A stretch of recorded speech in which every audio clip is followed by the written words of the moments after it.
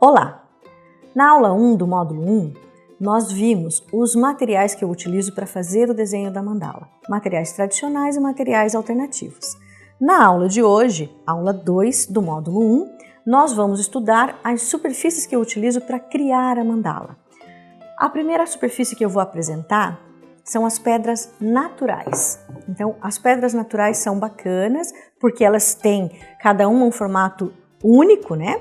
Então, elas criam peças muito exclusivas. No entanto, o que eu percebo nas pedras naturais é que elas possuem irregularidades. Então, dá para ver bem aqui, né? Algumas são um pouco mais lisas, mas a maioria tem bastante irregularidade. Nós precisamos corrigir essas irregularidades porque, senão, o pontinho de cada detalhezinho da mandala vai ficar irregular. Então, para isso, eu utilizo uma massa. Tá vendo aqui? Eu apliquei um pouquinho para você ter uma ideia. Eu utilizo essa massa. É a massa reparadora de parede, ok? Eu passo e aliso bem, depois, se for necessário, eu passo uma lixa fina, né? Para corrigir bem essas irregularidades. Dá também para utilizar essa massa, essa base acrílica, ela ajuda, né, a corrigir. A gente faz o fundo com ela, a preparação do material com ela. Ela ajuda a corrigir, mas ela é muito mais líquida do que aquela massa de parede. Então, por isso, talvez ela não corrija todas as irregularidades. Depende muito do tipo de pedra. Então, tem que avaliar o tamanho da irregularidade para você definir qual material você vai utilizar. Okay? Depois que corrigiu a irregularidade, você pode impermeabilizar com base seladora. A base seladora seria essa aqui. Você pode impermeabilizar também com goma laca. Ou você pode aplicar a tinta diretamente nessa superfície que já foi corrigida, ok? Então, as pedras naturais. Além das pedras naturais, eu gosto muito, tenho um apreço muito grande por pedras artificiais como essas aqui.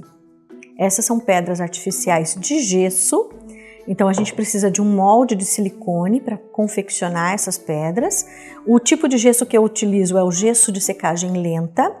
E a gente tem um resultado muito bacana e já praticamente pronto para trabalhar. É uma superfície bem lisa, a maioria dos moldes já vem com o centro da pedra marcado no próprio molde, então quando sai a pedra ela já tem a marcação. E para preparar essa pedra você precisa apenas impermeabilizar. O mesmo impermeabilizante que a gente utiliza para pedra natural. Pode ser a base seladora ou a goma laca. O impermeabilizante é o mesmo, ok? E o bacana também das pedras de gesso é que além das pedras existem moldes para outros tipos de peças, como por exemplo, porta-vela, tigelinhas com tampa, que eu acho muito fofo, muito mimoso, né? E existem vários modelinhos diferentes, bem diferentes, até mesmo moldes de tigelinhas maiores como essa aqui. Então, todas essas peças de gesso vão sofrer o mesmo tipo de preparo, que é o quê? É fazer a peça, desenformar e impermeabilizar. E em seguida aplicar a tinta de fundo. O que é importante é que se tenha o molde de silicone. O molde de silicone nós vamos aprender a fazer no módulo 2, ok? E aí eu vou contar para você todos os detalhes sobre a preparação desses moldes de silicone. E é bem legal, bem bacana. Além das pedras de gesso, com o mesmo tipo de molde de silicone, a gente pode fazer também pedras de concreto. Esse aqui eu comprei aquela argamassa pronta, já preparada para aplicar azulejo e piso, né? Mas dá para fazer com cimento puro também. Eu, na verdade, não gosto muito de utilizar essas aqui. Eu prefiro utilizar as de gesso, até porque a peça de gesso o gesso, né, forma cristais de selenita. E a selenita a gente sabe que é um cristal com propriedades de purificação e de potencialização de energias muito grande. Então as de gesso, além de serem muito bonitas e fáceis de trabalhar, elas ainda têm essa propriedade energética bem interessante. Bom, além de pedras naturais, pedras de gesso, a gente pode utilizar também o MDF. O MDF é uma opção bastante viável porque ela é barata, é fácil de adquirir. Nossa, hoje em dia pela internet é facinho de você comprar, né? E você vai encontrar MDF de formatos diferentes, então circular, no formato de coração, no formato de hexágono, né? E até mesmo peças assim, ó, recortadas já com um formato, aqui por exemplo é o símbolo Om, né?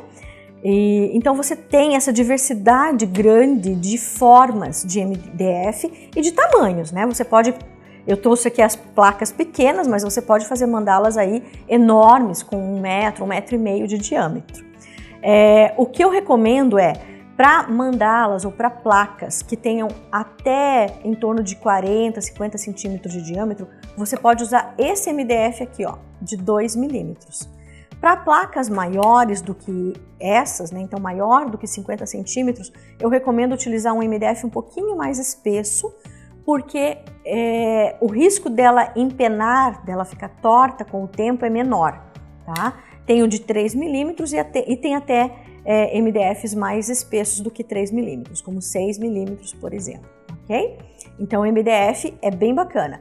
Outra vantagem do MDF é que é uma superfície plana.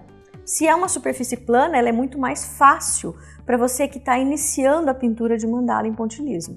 Então é mais fácil de trabalhar, é mais fácil de desenvolver a mandala. Depois, com a prática, você vai migrando aí para as peças com formatos tridimensionais. Além de MDF, nós temos também telas, como essa aqui. Essa é uma tela para pintura em tela, é uma tela normal, comprada. Ela é feita com tecido de algodão preparado, né? E esse tecido é esticado num bastidor de madeira.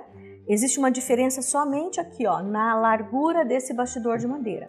Então, essa aqui é um bastidor duplo, é um perfil duplo.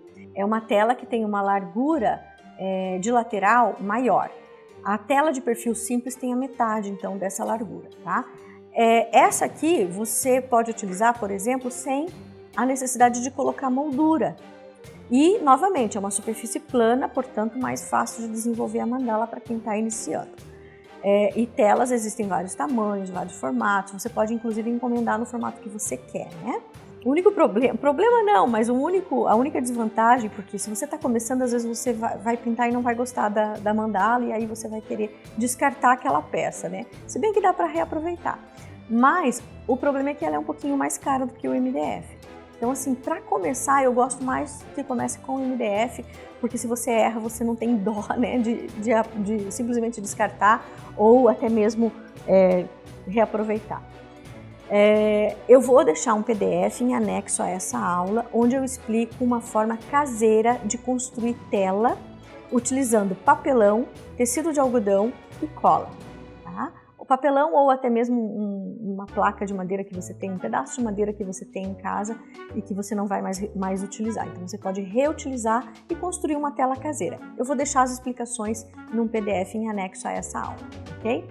Além dessa gama, então, pedra natural, pedra em gesso, MDF, tela, nós temos materiais alternativos. Por exemplo, CD. Né? Esse aqui é um CD, eu dei uma camadinha de fundo. Eu não utilizo mais o CD para fazer mandala, eu utilizo apenas para teste de tinta, para limpar a pontinha dos boleadores, é só para isso que eu utilizo hoje em dia, tá? E a criatividade, ela é uma coisa fantástica, né? A gente pode utilizar, por exemplo, isso aqui, ó. Isso aqui é uma cabaça, ou também chamado de porongo. Eu plantei aqui no meu quintal e depois que ela deu os frutos, eu colhi, deixei secar, meu marido já até cortou aqui e eu vou fazer ninhos de passarinho. Eu também vou então aplicar um impermeabilizante, pode ser aqueles que eu já citei, né? A tinta de fundo e em seguida vou desenvolver a mandala ou desenvolver o pontilhismo, uma arte em pontilhismo para decorar essa cabaça e pendurar no jardim. Fica bem bacana, bem bonito. Bom, então essa foi a aula 2 do módulo 1. Nós falamos das superfícies que eu utilizo para criar as mandalas e na aula 3 eu vou falar sobre as tintas que eu utilizo para pintar as mandalas. É isso, até a próxima!